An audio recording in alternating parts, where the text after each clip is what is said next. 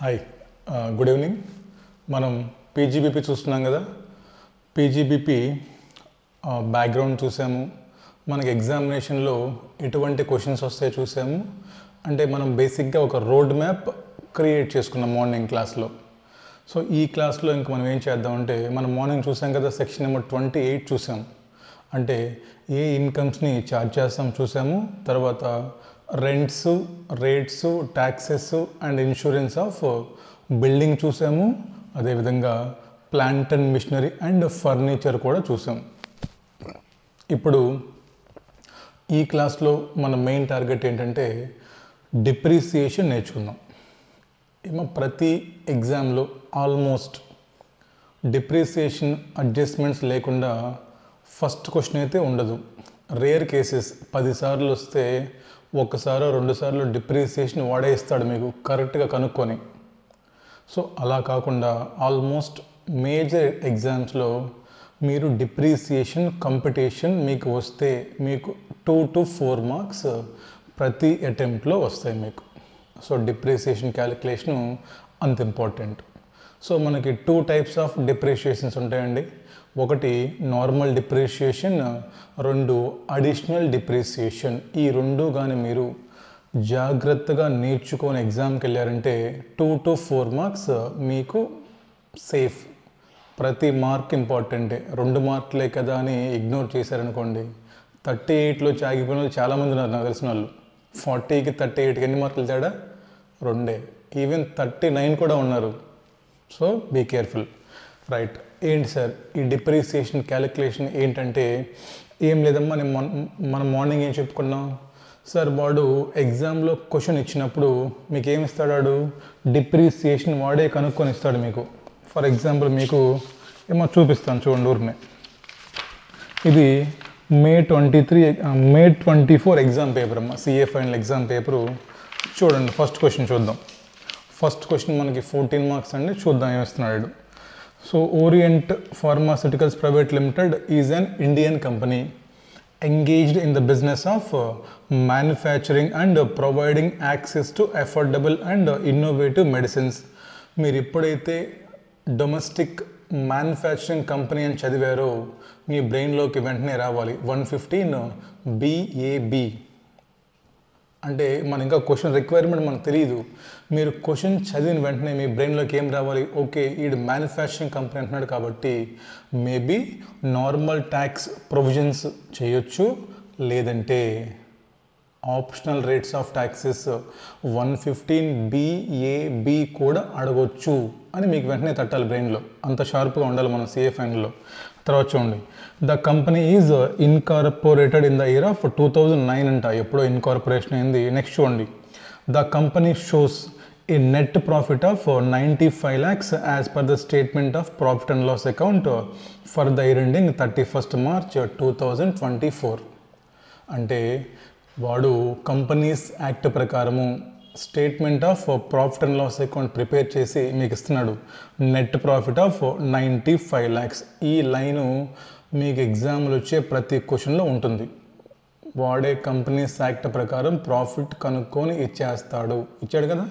Next చూడండి, ఇంకా net profit has been arrived after debiting and crediting the following items. నేను morning చెప్పాను మీకు డెబిట్ అండ్ క్రెడిట్ వాడతారు. సో డెబిట్ సైడ్ ఎక్స్పెన్సెస్ మొత్తం డెబిట్ చేసి ఉంటాడు, క్రెడిట్ సైడ్ కొన్ని ఇన్కమ్స్ వేసి. అంటే ఏంటమ్మా, కంపెనీస్ యాక్ట్ ప్రకారము ఇండేఎస్ లేదా ఏదో ఒకటి ఫాలో అయ్యేవాడు, ఏఎస్ ఏదో ఒకటి ఫాలో అయ్యి వాడు కనుక్కున్నటువంటి ప్రాఫిట్ మీకు ఇచ్చాడు. కింద మీకు ఏమి adjustments after debiting and after crediting items అన్నాడు. మనం ఏం చూస్తున్నాం, డిప్రిషియేషన్ కదా, వాడు చెప్పాడు. చూడండి ఇప్పుడు మనకి వాడు ఏమంటున్నాడు, ఇప్పుడు ఇక్కడ నాకు ఒక ప్రాఫిట్ అండ్ లాస్ అకౌంట్ వాడే ప్రిపేర్ చేసేసి ఎంత ప్రాఫిట్ మనకి ఇక్కడ ప్రాఫిట్ బిఫోర్ ట్యాక్సెస్ మనకి 95 lakhs మనకి ఇచ్చాడమ్మా.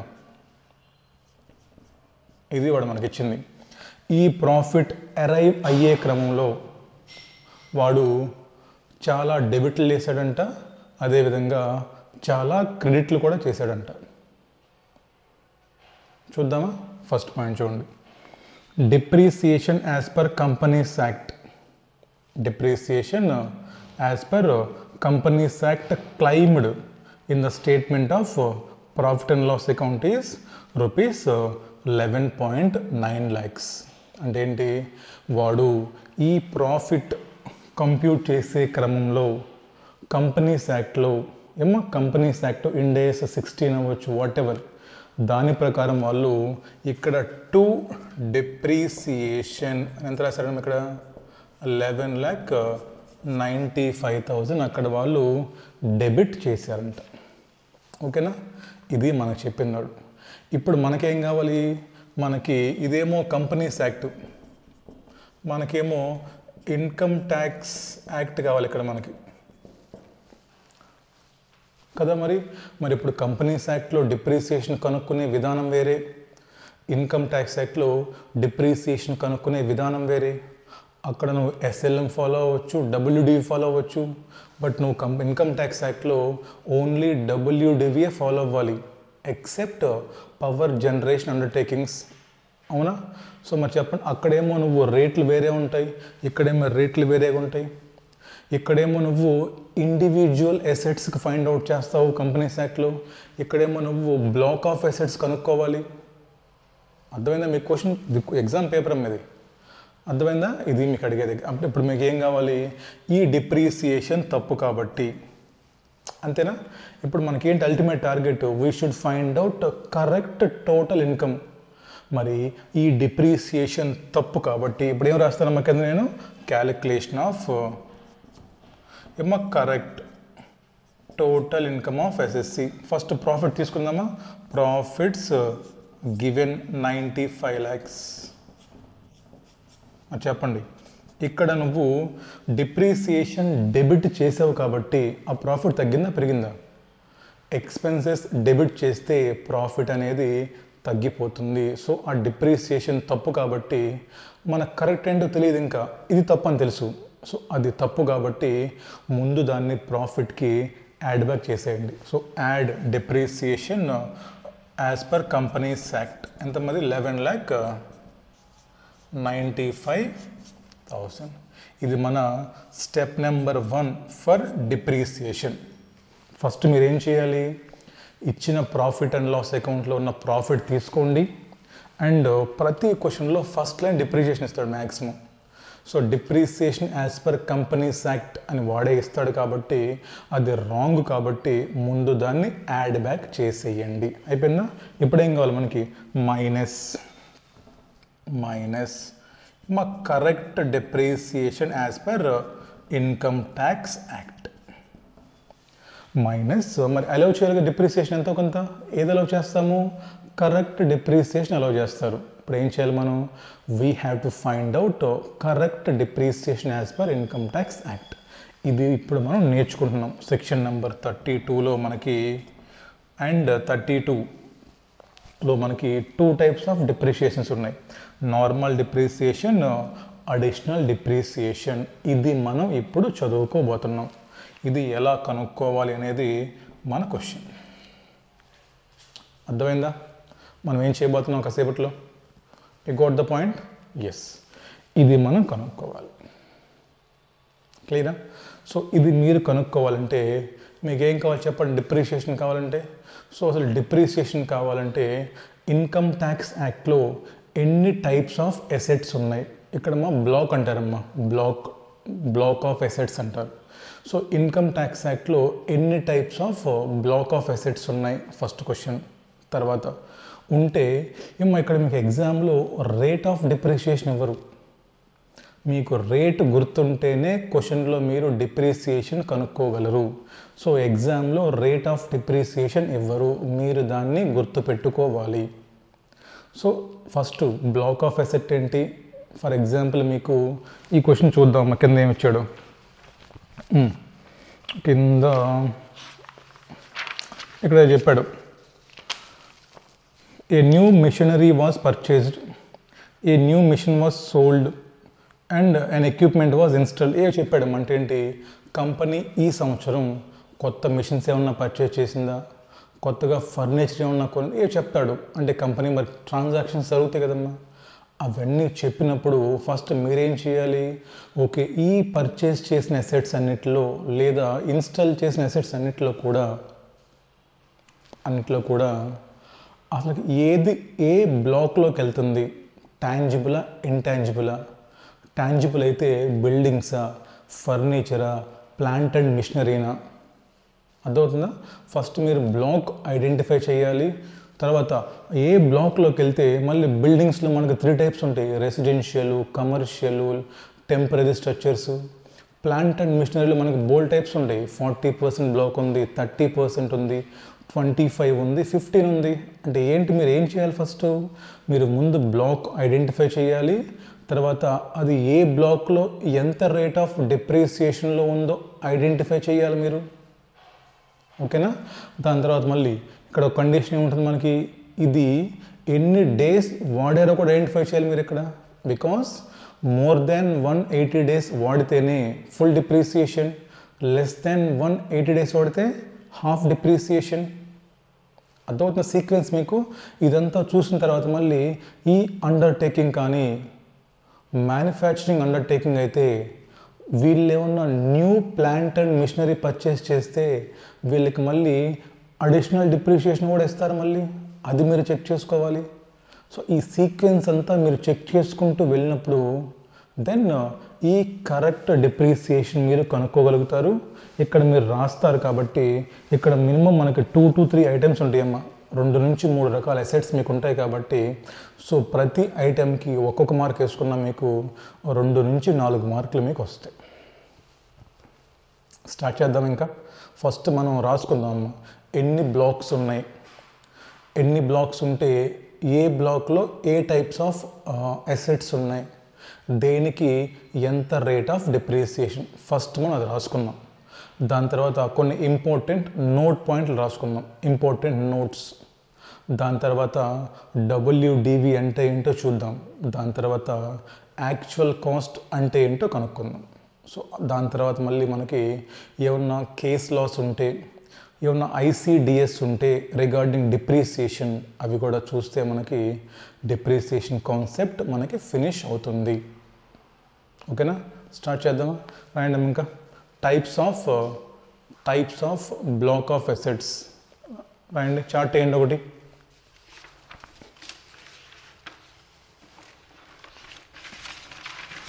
చాలా చాలా ఈజీ అండి, ప్రొవైడెడ్ మీరు కాన్సెప్ట్ ఎందుకు చేస్తున్నామో నేర్చుకోండి ఫస్ట్. రైటా? హెడింగ్ పెట్టిన ఇంకా టైప్స్ ఆఫ్ బ్లాక్స్.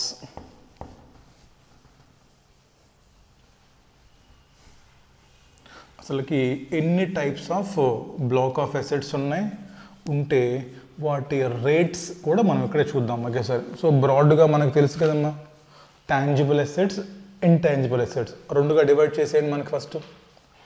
సో మనకి టైప్స్ ఆఫ్ బ్లాక్ ఆఫ్ అసెట్స్లో ఇంటాంజిబుల్ చివరికి తీసుకెళ్ళిపోండమ్మా, మనకి దాంట్లో పెద్ద ఉండవు కాబట్టి. ఫస్ట్ ఏంటమ్మా? ఇంటాంజిబుల్.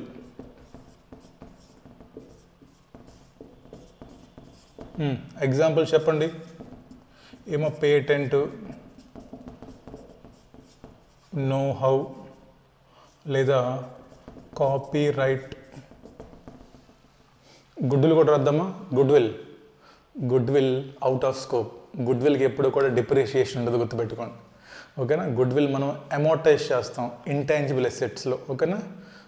రాసుకోండి. అక్కడ ఇంటాంజిబుల్ అసెట్స్ మీ దగ్గర ఏమన్నా ఉంటే ఎంత దీనికి ఐ థింక్ 25% రేట్ అనుకుంటాను ఫిక్స్. అంతే. ఇంటాంజిబుల్ లైట్ అమ్మ మనకి. ఇంకా రండి, ఇంకా టాంజిబుల్ అసెట్స్ రాయండి ఇక్కడ.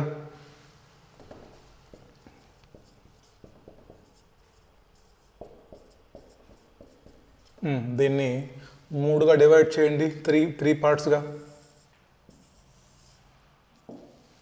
So part number 1 buildings,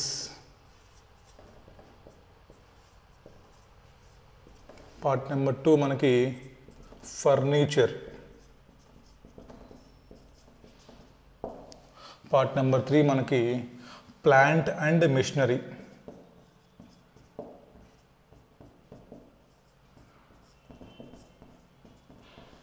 right. Buildings ఏనండమ్మా. బిల్డింగ్స్లో మనకి 3 టైప్స్ ఆఫ్ బిల్డింగ్స్ ఉంటాయి. ఓకేనా? బిల్డింగ్స్లో మనకి there are 3 types of buildings. ఒకటి మనం ఉండే ఇల్లు, మనం ఉండే ఇల్లు ఏంటది? Residential buildings. రాసుకోండమ్మా, రెసిడెన్షియల్ బిల్డింగ్స్. నెక్స్ట్ మనం బిజినెస్ చేసే మన షాపు ఏం పేరు? దాని పేరు కమర్షియల్ బిల్డింగ్స్.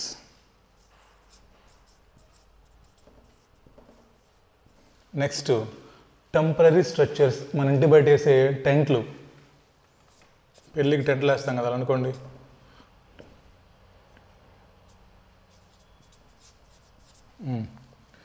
మనకి there are 3 types of buildings. Simple గుర్తుపెట్టుకోండి, మీరుండే ఇల్లు, మీరు బిజినెస్ చేసే షాపు, మీ షాప్ బయట ఉన్న టెంపరీ స్ట్రక్చర్స్. ఓకేనా? రైట్స్ అమ్మ. మన ఇల్లు కాబట్టి మనం ఉండే ఇంటిని మనం ఎప్పుడు కూడా వాల్యూ తగ్గించుకోం కాబట్టి సింపుల్గా 5% డిప్రిసియేషన్. సెకండ్ బిజినెస్ కదా, 10% వాడకం ఎక్కువ ఉండదు కాబట్టి. నెక్స్ట్ అమ్మ టెంపరీ బ్యాచ్ ఎంత? 40%. లైఫ్లో ఎవరన్నా టెంపరీ ఉంటే త్వరగా పీకేయండి బయటికి, టైం వేస్ట్ వల్ల. ఈ టెంపరీ పీపుల్ వల్ల టైం వేస్ట్, తలనొప్పి. త్వరగా డిప్రిషియేట్ చేసి పీకేయండి బయటికి. 40-40-20 write off from brain and books. Right అమ్మా. Next furniture. చెప్పండి, హౌస్ అంటే ఫర్నిచర్ కావాలి కదా. So building always comes with furniture. So కాబట్టి బిల్డింగ్స్ ఆల్వేస్ ఫర్నిచర్ కాబట్టి బిల్డింగ్స్కి ఎంతైతే మనం బిజినెస్కి వాడుతున్నామో 10% రేటు, ఫర్నిచర్కి కూడా మనం సేమ్ 10% వాడతాము. ఫర్నిచర్లో మళ్ళీ కేటగిరీస్ ఏం లేవు, ఏసీకి, ఫ్యాన్కి, ఫోన్కి ఇలా ఏం లేవు. ఫర్నిచర్ మీన్స్ ఫర్నిచర్ అంతే. ఎంతమంది? 10%. క్లియరా? బిల్డింగ్స్ మీకు చెప్తాడు క్లియర్గా, రెసిడెన్షియల్ బిల్డింగా, కమర్షియల్ బిల్డింగా, లేదా అది టెంపరీ స్ట్రక్చరా మీకు చెప్తాడు. ఇది చాలా ఇంపార్టెంట్ అమ్మ, ఎక్కువ మనకి ఇక్కడ నుంచే వస్తుంటాయి. అది రాసుకోండి అమ్మ. అక్కడ ఫస్ట్ ఇక్కడ బేసిక్గా మనకి 4 టైప్స్ ఆఫ్ రేట్స్ ఉన్నాయి. మనకి 40% రేట్ ఉంది, 30% స్లాబ్ ఉంది, 25% స్లాబ్ ఉంది, అదేవిధంగా మనకి ఏమో 15% స్లాబ్ కూడా మనకి ఉంది. ఇది ఇంపార్టెంట్. సో మన దగ్గర 40% ఉన్నాయి, 30% ఉన్నాయి, 25% ఉన్నాయి, అదేవిధంగా మనకి 15% ఉన్నాయి. మనం వీటిని అలాగే గుర్తుపెట్టుకుంటూ వెళ్దాం. ఫస్ట్ 40% చూద్దాం. ఈ 40%లో మనకి చాలా ఎక్కువ ఉన్నాయి లిస్ట్. ఐ థింక్ ఒక 7 to 8 ఐటమ్స్ ఉంటాయి. సో గుర్తుపెట్టుకోవడం కష్టం కాబట్టి will try to remember with some story try చేద్దాం ఏదోటి. ఫస్ట్ మీకు ఏరోప్లేన్ ఐడియా ఉందా? ఏరోప్లేన్లో ఫర్ ఎగ్జాంపుల్ మనం ఏరోప్లేన్లో గ్లాస్ లేదా ప్లాస్టిక్ కంటైనర్స్ లోడ్ చేసుకొని జర్నీ చేస్తున్నాం. ఏదోనమ్మా ఎవరు ట్రై చేద్దాం, గుర్తుంటాను రేట్లు మళ్ళీ మర్చిపోకుండా. సో ఏరోప్లేన్లో గ్లాస్ లేదా ప్లాస్టిక్ కంటైనర్స్ లోడ్ చేసుకొని ట్రావెల్ చేస్తున్నాం. సో ఎప్పుడైతే ఏరోప్లేన్లో ట్రావెల్ చేస్తున్నామో వెనక పక్క పొగ వస్తుంది కదమ్మా. సో పొల్యూషన్ ఎక్కువైపోతుంది బాగా, అంతేనా? సో ఎప్పుడైతే మనకి పొల్యూషన్ ఎక్కువైపోతుందో, పొల్యూషన్ నుంచి మనల్ని కాపాడుకోవడానికి విండ్ మిల్స్ పెట్టాం కింద. పొల్యూషన్ నుంచి మనల్ని మనం కాపాడుకోవడానికి విండ్ మిల్స్ పెట్టాం, వర్కౌట్ అవ్వట్లేదు. ఏవో కొన్ని మెడికల్ ఎక్విప్మెంట్స్ తయారు చేసాం, ఏవో కొన్ని మెడికల్ ఎక్విప్మెంట్స్ ఇన్స్టాల్ చేసాం, అయినా వర్కౌట్ అవ్వట్లేదు. ఇంకేం చేసాం మళ్ళీ? సో బుక్స్, ఓకేనా, ఏదో ఒకటి చేయాలని చెప్పేసి బుక్స్ పబ్లికేషన్స్ చదివాం. ఎక్కడికి వెళ్ళి? లైబ్రరీకి వెళ్ళి. అంటే ఏంటమ్మా? Books and publications including library. ఏం దొరకట్లేదు. ఎక్కడికి వెళ్ళిపోయాం మళ్ళీ? ఇంటర్నెట్, కంప్యూటర్ సాఫ్ట్వేర్ యూస్ చేసి మన బ్రెయిన్ అంతా ఏదో వర్కౌట్ చేస్తూ ఉన్నాం, ఏదో ఒకటి ఫైండ్ అవుట్ చేయాలి, పొల్యూషన్ తగ్గించాలంటని. సో ఇంత కష్టపడిన తర్వాత మనం ఎనర్జీ సేవింగ్ డివైజెస్ కనుక్కున్నాం. సో ఎనర్జీ సేవింగ్ డివైజెస్ మనం ఫైండ్ అవుట్ చేసాము. ఏమో స్టోరీ గుర్తుపెట్టుకోవాలి, రాసుకుందాం ఒకసారి. ఏరోప్లేన్లో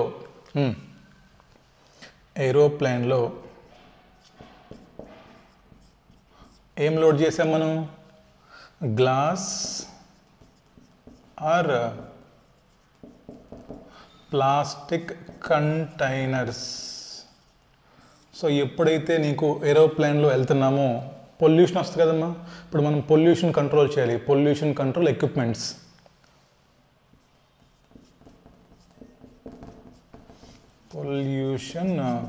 పొల్యూషన్ వచ్చింది కాబట్టి దాన్ని ఇప్పుడు కంట్రోల్ చేయాలి మనం.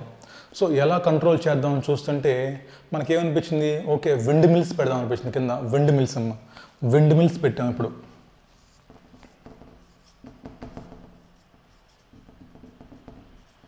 సో విండ్ మిల్స్తో పాటు మెడికల్ ఉంటాయి కదా మనకు, అది మెడికల్ కిట్స్, మెడికల్ ఎక్విప్మెంట్స్ కొన్ని తీసుకెళ్ళాం, మళ్ళీ దానికి తయారు చేసాం మెడికల్ ఎక్విప్మెంట్స్.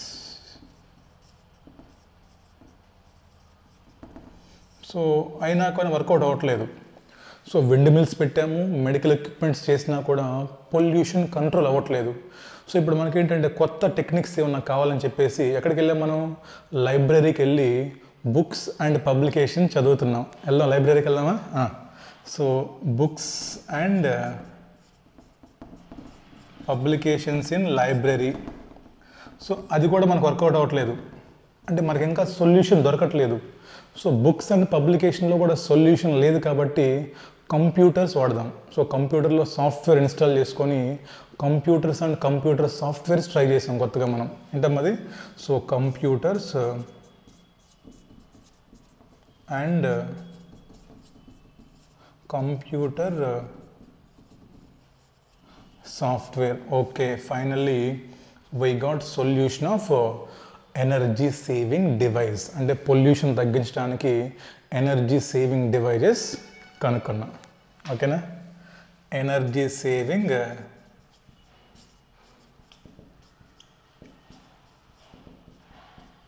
డివైస్. సో ఇవన్నీ మనకి 40% బ్లాక్లో ఉంటాయి. First one. సో స్టోరీ గుర్తుపెట్టుకుంటే బట్టి కొట్టాల్సిన అవసరం లేదు. చెప్పండి ఒకసారి. ఏరోప్లేన్లో గ్లాస్ లేదా ప్లాస్టిక్ కంటైనర్స్ లోడ్ చేసుకొని ట్రావెల్ చేస్తున్నాం, పొల్యూషన్ వచ్చేస్తుంది. ఇప్పుడు దాన్ని కంట్రోల్ ఎయిర్ పొల్యూషన్ అనేది, ఎయిర్ పొల్యూషన్ కంట్రోల్ చేయాలి. ఎలా?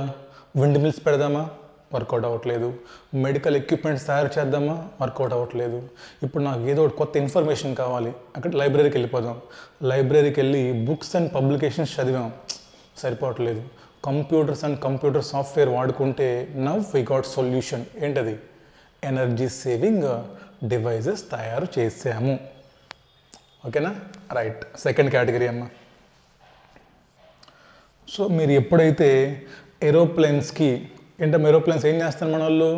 కార్గో సరుకులు తీసుకెళ్తుంది ఏరోప్లేను. సో ఏరోప్లేన్కి ఎప్పుడైతే మీరు డిప్రిసియేషన్ ఇచ్చారో, మోటార్ వెహికల్స్ వచ్చారు, లారీలు ఉన్నాయి కదా, లారీలు వీళ్ళు వచ్చారు. మళ్ళీ సార్ మీరు గాల్లో వెళ్ళే వాటికి ఇచ్చారు, ఏరోప్లేన్ గాల్లో వెళ్తే డిప్రిషియేషన్ ఇచ్చారు సార్. మరి నేను నేల మీద నడుస్తున్నాను కదా సార్, నేను ఇప్పుడు రోడ్డు మీద మనకు 3 వేసమ్మా, ఎయిర్, రోడ్, వాటర్, మనకు 3 కవర్ అవుతాయి.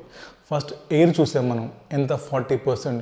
రోడ్లో వెళ్ళేటువంటి మోటార్ వెహికల్స్ వచ్చారు మన దగ్గర. మోటార్ వెహికల్స్ ఎవరమ్మా? ఈ మోటార్ వెహికల్స్ కూడా 2 టైప్స్ ఉంటాయి. మన పర్సనల్ కార్ ఉంటుంది, మోటార్ వెహికల్ హైరింగ్ బిజినెస్ ఉంటారు. గుర్తుందా మీకు? బయట మోటార్ వెహికల్ హైరింగ్ బిజినెస్, కార్లు కానివ్వండి, మీకు లారీలు కానివ్వండి, మీకు అది హైరింగ్ ఇస్తారు. వాళ్ళ గురించి మనం మాట్లాడుకుందాం. ఏంటవి? Motor vehicles used in hiring business. Second category రాసుకున్నామా? Road, air transportation, road transportation. Motor vehicles used for hiring business. ఎంత ఇద్దాం వీళ్ళకి? వీళ్ళకి మనం 30% ఇద్దాం. ఈ మోటార్ వెహికల్స్ హైరింగ్ పర్పస్వి మనవి కాదు, మన పర్సనల్ వెహికల్స్ లాస్ట్లో వస్తాయి 15%. అదర్ మోటార్ వెహికల్స్లో గుర్తుపెట్టుకోవాలి మీరు. మోటార్ వెహికల్స్ లారీలు కానివ్వండి, పెద్ద పెద్దవి చెప్తుంది వీడు. అయిపోయిందా? గాలిలో అయిపోయింది, రోడ్డు అయిపోయింది. ఇప్పుడు వాటర్లోకి వెళ్దామా? షిప్పింగ్ కంపెనీలు వచ్చాయి. మరి ఏంటి సార్ వాళ్ళకైనా మాకెవరా? ఇస్తాం, కంగారు పడకండి. షిప్ ఎంతమ్మా షిప్స్కి? 25%. ఇంకా లాస్ట్ కేటగిరీకి వస్తే మనం ఎప్పుడైతే ఎనర్జీ సేవింగ్ ఎక్విప్మెంట్స్ తయారు చేసామో ఆయిల్ ప్రైసెస్ తగ్గిపోతాయి. అంతే కదా, ఆయిల్కి డిమాండ్ లేదు కదా. ఇప్పుడంతా ఈవీ వెహికల్స్ వస్తున్నాయి కదా. ఇప్పుడు మనం ఈవీ వెహికల్స్ ఫైండ్ అవుట్ చేసాం, ఆటోమేటిక్గా ఆయిల్ ప్రైసెస్ తగ్గిపోయినాయి. అంటే ఏంటమ్మా, ఇక్కడ ఆయిల్ వెల్స్తో ఇక్కడ స్టార్ట్ చేద్దాం.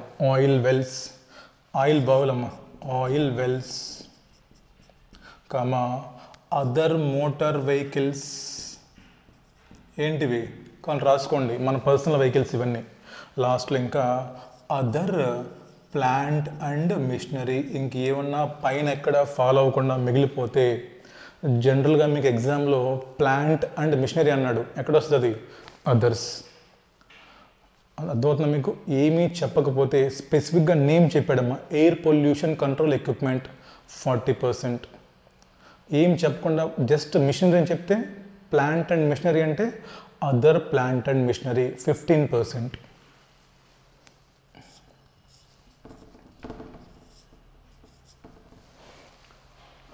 ఓకేనా? ఇదేంటమ్మా ఎయిర్ పొల్యూషన్. ఇది ఎయిర్ పొల్యూషన్ కంట్రోల్ ఎక్విప్మెంట్స్. అవి ఒకసారి ఎగ్జామ్లో ఏం చేశాడంటే కన్ఫ్యూజ్ చేయడానికి మిమ్మల్ని చూడండి జాగ్రత్తగా. ఎయిర్ పొల్యూషన్ ఎక్విప్మెంట్ క్లియర్గా చెప్పాడు. ఎయిర్ పొల్యూషన్ ఎక్విప్మెంట్ ఎక్కడ వస్తుంది? 40% వస్తుంది. దాని కింద ఏం చెప్పాడంటే air compressor machinery, air compressor machinery అన్నాడు. అంటే ఏదైనా ప్లాంట్ అండ్ మిషనరీ వాడతారమ్మా ఎయిర్ కంప్రెస్ చేయడానికి. మీరు ఎయిర్ అని చూసేసి 40 వేసారనుకోండి, మీ 40 మిస్ అయిపోతాయి, మీకు రావాల్సిన 40 పోతాయి. అందుకే ఎగ్జామ్లో ప్రజెన్స్ ఆఫ్ మైండ్ చాలా important. Air pollution equipment 40%, air compressor machinery అది ఏంటంటమ్మా అదర్ ప్లాంట్ అండ్ మిషనరీ, దానికి 15%. ఇక్కడ రాసుకోండి ఊరికనే సరదా కింద తెలుగులో. Air pollution control equipment 40%, air compressor machine, చివరిలో మిషన్ ఉంది, ఎయిర్ పొల్యూషన్ కాదు, ఎయిర్ కంప్రెషన్, అదంతా that will fall into other plant and machinery. ఎంత తీసుకోవాలి? 15%. అక్కడ మీరు దాన్ని తీసుకోవాలి.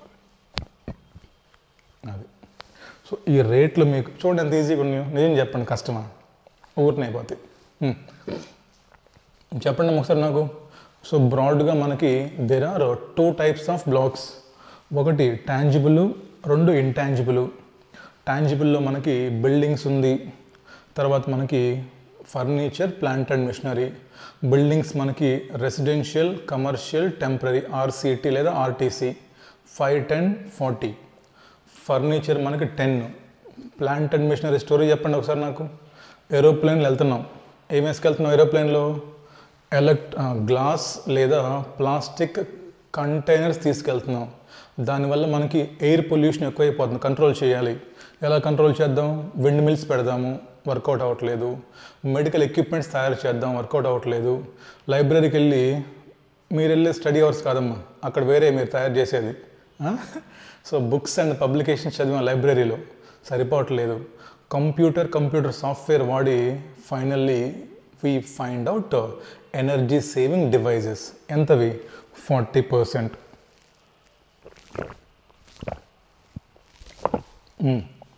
అదేంటమ్మా ఎయిర్ ట్రాన్స్పోర్ట్ అయిపోయింది. ఇప్పుడు మనకి రోడ్ ట్రాన్స్పోర్ట్కి వద్దాం. ఎంత రోడ్ ట్రాన్స్పోర్ట్ వెహికల్స్కి, హైర్ బిజినెస్ వాళ్ళకి 30. వాటర్ ట్రాన్స్పోర్ట్కి వెళ్ళిపోదాం, ఎంత? 25. So oil wells, other motor vehicles, ఆ తర్వాత అదర్ ప్లాంట్ అండ్ మిషనరీస్ మనకి ఎంతమ్మా? అవన్నీ 15% బ్లాక్లోకి వస్తాయి సార్ మనకు అవన్నీ. సో కాబట్టి ఎయిర్ పొల్యూషన్ ఎక్విప్మెంట్ వేరు, ఎయిర్ కంట్రోల్ మిషన్ వేరు. పొల్యూషన్ 40%, కంప్రెషర్ ఎంత? 15%. రైటా? ఊరినే గుర్తుండే, ఆడేమన్నా గుర్తుపెట్టుకోవడానికి చెప్పండి. రైట్ అమ్మా. సో రేట్లు కనుక్కున్న తర్వాత మనం కొన్ని పాయింట్స్ రాసుకుందాం. అన్నీ వద్దమ్మా, ఇంపార్టెంట్ ఎగ్జామ్లో కావాల్సిన పాయింట్స్ రాసుకుందాం.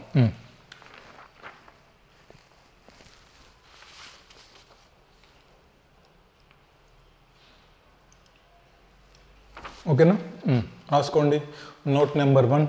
ఈ కాన్సెప్ట్ నోట్స్లు ఉంటాయి, ఇవి అన్నీ వేస్ట్, మీ ఓన్గా మీరు రాసుకోండి, క్లియర్ అయిపోద్ది. ఓకేనా? రాయండమ్మా. First note number 1.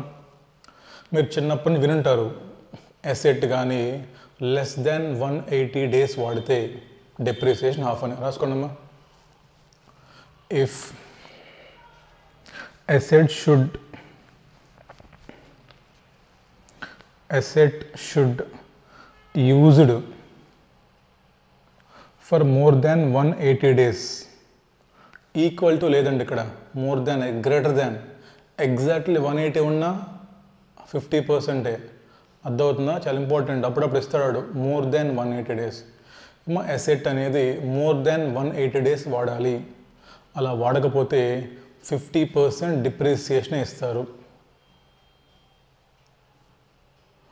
ఓకేనా? నెక్స్ట్ ఇంకో డిఫరెన్స్ మీకు ఇన్కమ్ ట్యాక్స్ యాక్ట్లో అండ్ ఇండేస్ 116 లీజెస్లో డిఫరెన్స్ ఉంది. ఏమో అకౌంట్స్లో ఎవరికి ఇస్తారు డిప్రిసియేషను? లెస్సీకి ఇస్తారు, అవునా? సో వినండి, తర్వాత రాసుకుందాం. ఇండేస్ 116 లీజెస్ చదివారా ఎఫ్ఆర్లో? లేదా AS 19 లీజెస్ సిఏ ఇంటర్లో? డిప్రిషియేషన్ ఎవరికి ఇస్తారు అక్కడ? లెస్సీకి ఇచ్చేస్తారు అక్కడ, బికాస్ అక్కడ వాడే ఓనర్ కాబట్టి సబ్స్టాన్స్ ఓవర్ ఫార్మ్స్ వస్తారు అక్కడ.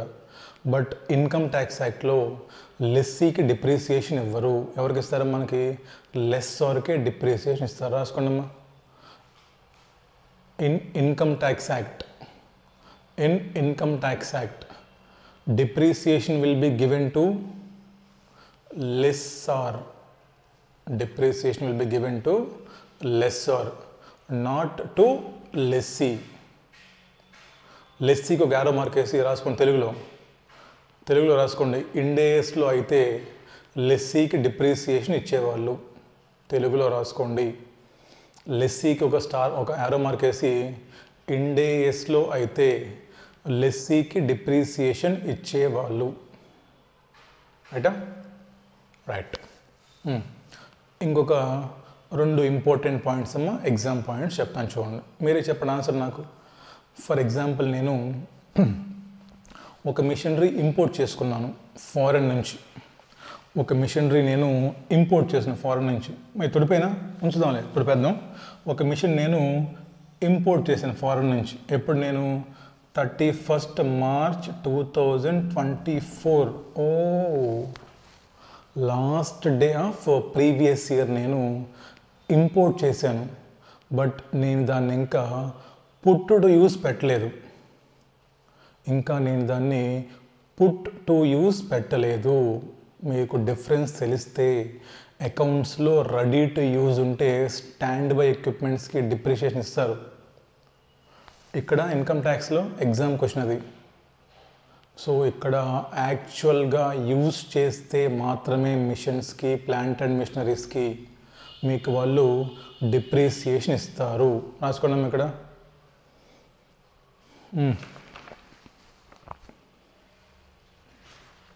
రాసుకోవాలి. Asset should be actually put to use.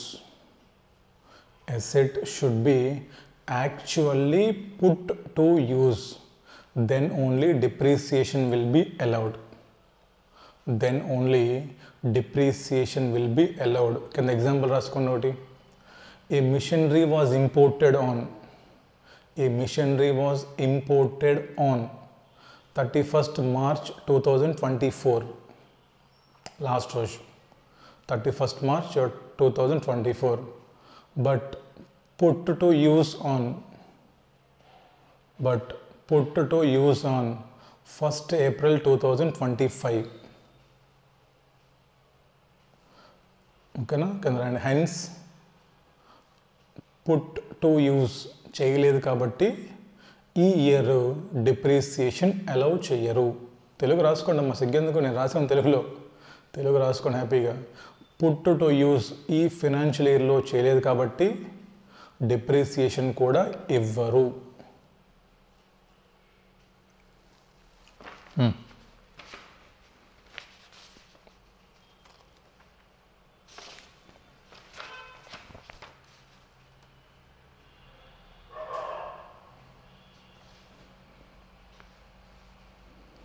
ఓకేనా?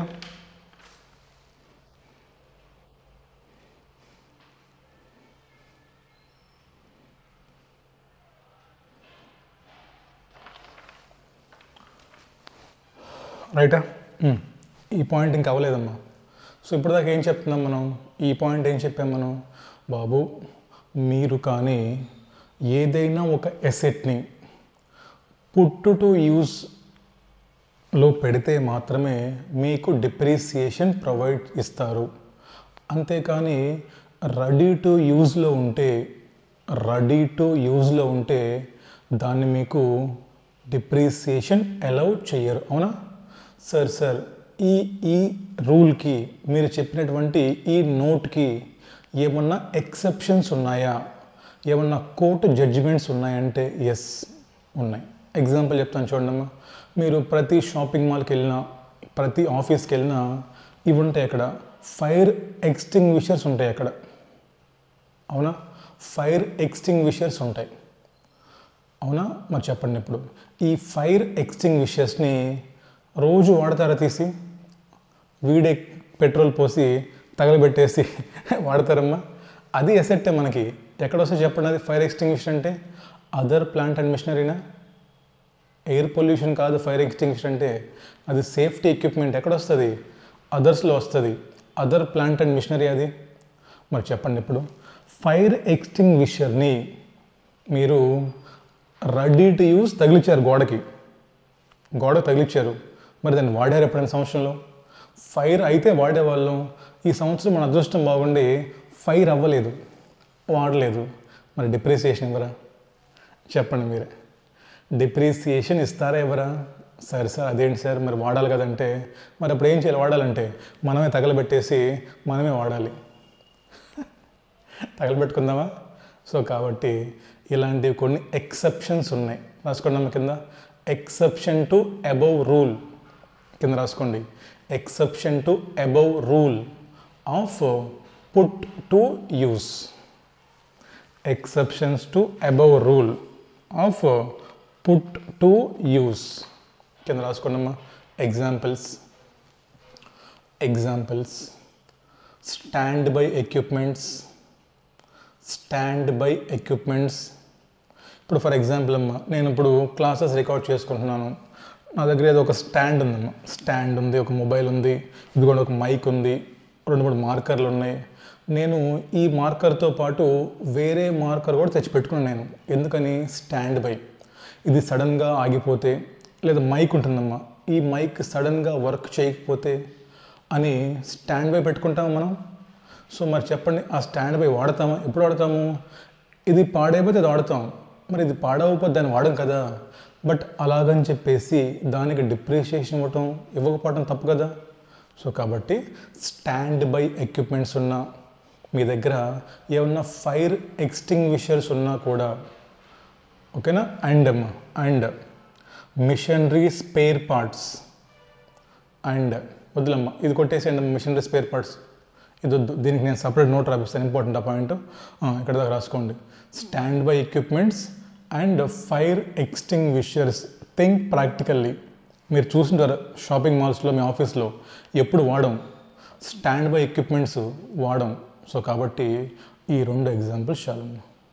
ఓకేనా. సో స్టాండ్ బై ఎక్విప్మెంట్స్ ఉన్నా కూడా, అదేవిధంగా ఫైర్ ఎక్స్టింగ్విషర్స్ ఉన్నా కూడా, అవి 2 వాడకపోయినా కూడా డిప్రిసియేషన్ ఇవ్వాలి. ఎగ్జామ్లో క్వశ్చన్స్ వచ్చాయి ఈ పాయింట్ మీద కూడా. ఓకేనా. నెక్స్ట్ రాసుకోండి. Treatment of machine spare parts. Treatment of machine spare parts whose use is irregular. అంటే ఇప్పుడు మన దగ్గర స్పేర్ పార్ట్స్ ఉంటాయమ్మా, పొద్దుకులు మార్చాలి దాన్ని తీసుకెళ్ళి. రెగ్యులర్ అంటే ఏంటి?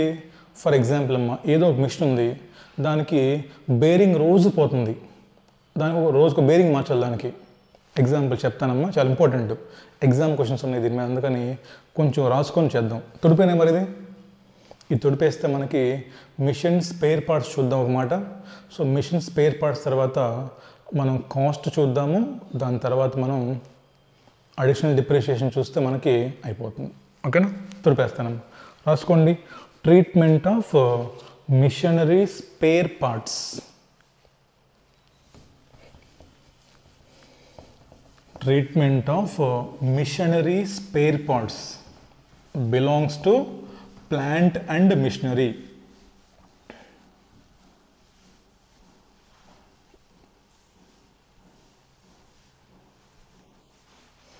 Bracket la raskondamma. ICDS 5 and 6. ICDS 5 and 6. బ్రాకెట్లో రాసుకోండి, నేను రాస్తాను. అవి ఏంటి? ఐసిడిఎస్ అంటే income competition and disclosure standards.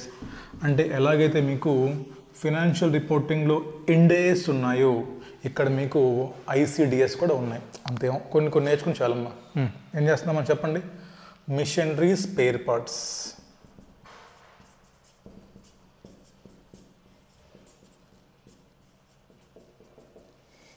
ఇక్కడ మనం ఏంటమ్మా 2 ఇండేస్ నేర్చుకోవాలి మనం. ICDS ICDS 5, ICDS 6. ఐసిడిఎస్ 5 ఏంటంటే టాంజిబుల్ ఫిక్స్డ్ అసెట్స్ లేదా టాంజిబుల్ అసెట్స్ అమ్మ. ఐసిడిఎస్ 6 ఏంటంటే మనకి ఫారెక్స్. చివరిలో చెప్తాను, మళ్ళీ అడుగు రాసుకోండి అమ్మ ఇక్కడ. ఇప్పుడు చెప్పండి. సో మీ దగ్గర మిషన్ ఉంది, పెద్ద మిషను. దానికి సంబంధించిన స్పేర్ పార్ట్స్ ఏవో మీ దగ్గర ఉన్నాయి. బట్ దాని యూజ్ మనకి 2 టైప్స్ ఉంటాయి అమ్మా యూజ్ ఇక్కడ. ఒకటి మిషన్ స్పేర్ పార్ట్స్, వాటి యూజ్ రెగ్యులర్గా ఉండొచ్చు, ఒకటి ఇర్రెగ్యులర్గా ఉండొచ్చు. సో ఎప్పుడైతే మీకు అది రెగ్యులర్గా ఉంటుందో it will be treated as inventories, ఇండేస్ 2. అంతేనా? లేదని రాసుకోండమ్మా. Treat as inventory, treat as closing stock. ఎప్పుడైతే ఆ మిషన్ స్పేర్ పార్ట్స్ యొక్క యూజ్ మీకు ఇర్రెగ్యులర్గా ఉంటుందో దాన్ని మీరు క్యాపిటలైజ్ చేయాలి. అంటే ఏంటమ్మా, you should add it to cost of machinery. ఇర్రెగ్యులరా? ఇలాంటప్పుడు క్యాపిటలైజ్ చెయ్యాలి. అంటే ఏంటి? Add to cost of plant and machinery. Add to cost of plant and machinery. ఇక్కడ మళ్ళీ ఇంకో చిక్కుది మళ్ళీ మనకి ఏంటంటే ఈ మిషన్ స్పేర్ పార్ట్స్ అనేవి మీరు ఇండియాలో పర్చేస్ చేసి ఉండొచ్చు, లేదా వీటిని మీరు ఇంపోర్ట్ చేసుకొని ఉండొచ్చు. అవునా? అమ్మా. సో ఇక్కడ డివైడ్ చేయండి రెండుగా. ఈ మిషన్ స్పేర్ పార్ట్స్ మీరు ఇండియాలో పర్చేస్ చేసి ఉండొచ్చు, లేదా వీటిని మీరు ఇంపోర్ట్ చేసుకొని ఉండొచ్చు. ఇండియాలో మీరు పర్చేస్ చేశారు కాబట్టి ఇవి రూపీస్లోనే ఉంటాయి కాబట్టి నో ఫారెక్స్ అడ్జస్ట్మెంట్స్. అంటే ఇప్పుడు మళ్ళీ దాన్ని కన్వర్ట్ చేయడం ఏం లేదు. సో ఇండియాలోనే పర్చేస్ చేశారు కాబట్టి మీకు రూపీస్లోనే ఉంటాయి కాబట్టి మీకు ఎటువంటి ఫారెక్స్ అవసరం లేదు. బట్ ఎప్పుడైతే మీరు ఫారెన్ నుంచి ఇంపోర్ట్ చేసుకున్నారో స్పేర్ పార్ట్స్ని, మరి మనకి ఇన్వాయిస్ దేంట్లో వస్తాం? మనకి డాలర్స్లో వస్తుంది కదా. మరి ఇప్పుడు మనకి డాలర్స్లో ఉన్నటువంటి వాల్యూని మనం కన్వర్ట్ చేయాలంటే మనకి ఎవరు కావాలి? ఐసిడిఎస్ 6 కావాలి. ఐసిడిఎస్ 5 ఏం చెప్తుంది మీకు? Added to cost of asset అని చెప్తుంది. Don't treat as the stock, rather add to cost అని చెప్తుంది. ఐసిడిఎస్ 6 ఏం చెప్తుంది మీకు? ఒకవేళ మీరు వీటిని కానీ ఇంపోర్ట్ చేసుకొని ఉంటే దెన్ మీరు దాన్ని రూపీస్లోకి కన్వర్ట్ చేయమంటున్నారు. మరి రూపీస్లోకి కన్వర్ట్ చేయాలంటే ఏంటమ్మా, మనకి పర్చేజ్ ప్రైస్ ఉంటుంది మన దగ్గర. పర్చేజ్ ప్రైస్ ఇన్ డాలర్స్ ఉంటుంది. ఇప్పుడు నాకేం కావాలి? ఎక్స్చేంజ్ రేట్ కావాలి. ఇప్పుడు నాకు ఎక్స్చేంజ్ రేట్ కావాలి. మన దగ్గర 2 టైప్స్ ఆఫ్ ఎక్స్చేంజ్ రేట్స్ ఉంటాయి. ఒకటి date of transaction, 2 closing balance sheet date. Idea ఉందా మీకు? చదువుంటారమ్మా, గుర్తుండాలి. మీకు 2 టైప్స్ ఆఫ్ డేట్స్ ఉంటాయి. ఒకటేంటి date of transaction, 2 date of balance sheet. మరి ఇక్కడ ఏ రేట్ వాడి మీరు ఈ మిషన్ స్పేర్ పార్ట్స్ని రూపీస్లోకి కన్వర్ట్ చేయాలంటే date of transaction. You got it? Date of transaction రేటే వాడాలి. ఎగ్జామ్లో క్వశ్చన్ ఇచ్చాడమ్మా దీని గురించి.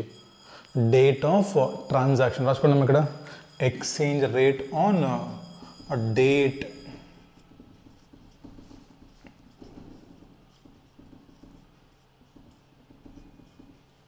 On date of transaction.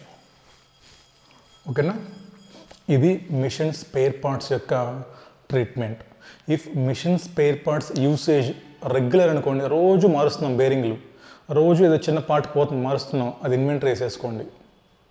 ఎందుకు చెప్పండి ఇన్వెంటరీస్? యూజింగ్ బిజినెస్సే, బట్ లెస్ దాన్ 12 months కదా. మీకు ఇండేస్ 16 పీపీఈ, ఇండేస్ 2 కూడా ఐడియా ఉండాలి. మోర్ దాన్ 12 months ఉంటే పీపీఈకి వెళ్ళిపోయే వాళ్ళం.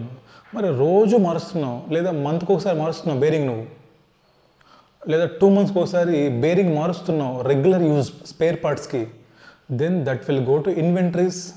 ఎప్పుడైతే నీకు ఇర్రెగ్యులర్ యూజో ఇయర్లీ వన్స్ మారుస్తున్నావు, బట్ స్పేర్ పార్ట్స్ పెట్టుకున్నాం, ఎందుకని అవి దొరకవు మనకి, ఎక్కడి నుంచి ఇంపోర్ట్ చేసుకోవాలి. కాబట్టి మీరు కావాలని చూడండి అమ్మా, పెద్ద పెద్ద బిజినెస్లో ఈ గ్రానైట్ వాళ్ళ దగ్గర పెద్ద పెద్ద మిషన్స్ ఉంటాయి, దాని స్పేర్ పార్ట్స్ ఇండియాలో దొరకవు. ఈవెన్ దో అవి పోవు, ఈవెన్ దో పాడవే ఛాన్సెస్ తక్కువ ఉన్నా సరే వాళ్ళు తెచ్చి పెట్టుకుంటారమ్మా స్పేర్ పార్ట్స్. సడన్గా పోయిందని వర్క్ అయిపోతుంది కదా. సో స్పేర్ పార్ట్స్ యొక్క ట్రీట్మెంట్ కూడా మీరు నేర్చుకోవాలి. బాగుంది సార్, బాగా చెప్పారు. స్పేర్ పార్ట్స్ ఏమో రెగ్యులర్ అయితే స్టాక్ అన్నారు, ఇర్రెగ్యులర్ అయితే క్యాపిటలైజ్ చేయమన్నారు, రూపీస్ అయితే గొడవ లేదు, ఫారెన్ అయితే కూడా రేట్ ఆఫ్ ట్రాన్సాక్షన్ చేయమన్నారు.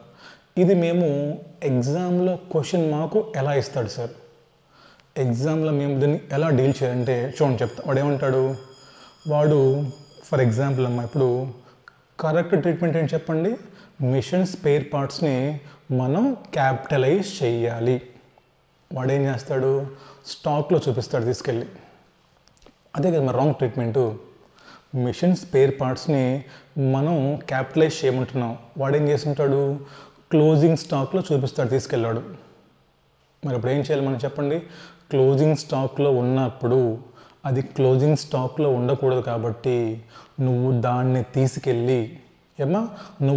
తీసుకెళ్ళి కన్సర్న్డ్ ప్లాంట్ అండ్ మిషనరీకి యాడ్ చేయాలి. యాడ్ చేసే క్రమంలో ఏం కావాలి నీకు, యాడ్ చేసే క్రమంలో ఇండియాలో ఉంటే రూపీస్ డైరెక్ట్లీ యాడ్ చేసేస్తావు. అదే ఫారెన్ నుంచి ఇంపోర్ట్ చేసుకొని ఉంటే ఆ పర్చేజ్ ప్రైస్ని రేట్ ఆన్ ట్రాన్సాక్షన్ డేట్తో మల్టిప్లై చేసి యాడ్ చేసావు, బాగానే ఉంది. నెక్స్ట్ ఏం చేయాలి, ఎప్పుడైతే నువ్వు క్యాపిటలైజ్ చేసావో మరి మిషన్ స్పేర్ పార్ట్స్ మీద డిప్రిసియేషన్ ఎవరు క్లెయిమ్ చేస్తారు, అది మనకు కావాల్సిన పాయింట్. సో మిషన్ స్పేర్ పార్ట్స్ని ఎప్పుడైతే నువ్వు క్యాపిటలైజ్ చేసావో దీని మీద నువ్వు డిప్రిసియేషన్ తీసుకోవాలి. డిప్రిసియేషన్తో పాటు ఒకవేళ వీళ్ళకి ఎలిజిబిలిటీ ఉంటే అడిషనల్ డిప్రిసియేషన్ కూడా నువ్వు తీసుకోవాలి. వీళ్ళు కానీ ఒకవేళ మ్యానుఫ్యాక్చరింగ్ ఎంటిటీ అయి ఉంటే నువ్వు డిప్రిసియేషన్తో పాటు అడిషనల్ డిప్రిసియేషన్ కూడా తీసుకోవాలి. రాసుకున్నాం ఇక్కడ. నెక్స్ట్ స్టెప్ ఏంటి, యాడ్ చేసిన తర్వాత compute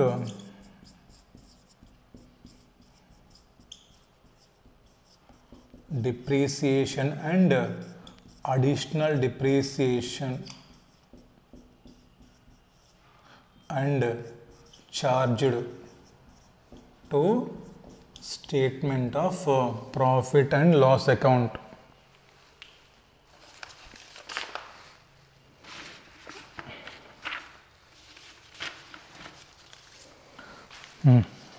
Charged to statement of profit and loss account. ఒక ఎగ్జాంపుల్ రాసుకోండి మా కింద, ఒక ఎగ్జాంపుల్ రాసుకోండి. Closing stock includes closing stock includes, రాసుకోవాలమ్మా, చాలా ఇంపార్టెంట్, రిపీట్ అవుతాయి adjustments. Closing stock includes 1200 pipes, 1200 pipes of imported machinery spares, imported machinery spare parts at the rate of $25 per piece అమ్మా. అంటే వాళ్ళు 1200 మిషన్ స్పేర్ పార్ట్స్ ఇంపోర్ట్ చేసుకున్నారంట. ఎంత ఒక్కోటి?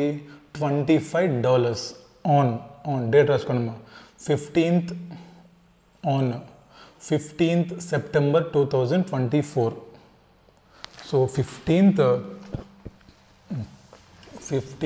September 2024లో నేను 1200 pipes at the rate of $25 per pipe తీసుకున్నానమ్మా. రేట్లు రాసుకోండి. Exchange rates. ఇప్పుడు డేట్ ఆఫ్ ట్రాన్సాక్షన్ ఈరోజు మా 15th రోజు ఎంత అంటే 82.88. అదేవిధంగా 31st March రోజు 25 రోజు అది 83 rupees. Next market value on 31st March ఎంతమ్మా? $27. క్వశ్చన్ అర్థం కావాలి ఫస్ట్. సో మీరు ఒక 1200 పైప్స్ ఇంపోర్ట్ చేశారంట. ఎప్పుడు? 15th Septemberలో. ఎంత ఒక్కొక్కటి మీరు కొన్న ప్రైసు? $25. ఇప్పుడు మళ్ళీ మనం బ్యాలెన్స్ షీట్కి వచ్చేసాం, అవునా? సో ఇప్పుడు మనం ఇక్కడ రాద్దాం, సింపుల్గా చార్ట్ వేద్దాం రండి. ఇదేమో 15th September, ఇదేమో 31st March. ఇక్కడ మనం 1200 పైప్స్ ఇంపోర్ట్ చేసాం. ఎంత ఒక్కటి? $25. ఆ రోజు ఎంత ఎక్స్చేంజ్ రేట్? 88.2, 82.88. ఇక్కడికి వచ్చాం. ఇక్కడ కూడా మన దగ్గర 1200 పైప్స్ ఉన్నాయంట క్లోజింగ్ స్టాక్లోనే. బికాస్ వాటి యూజ్ ఏంటమ్మా?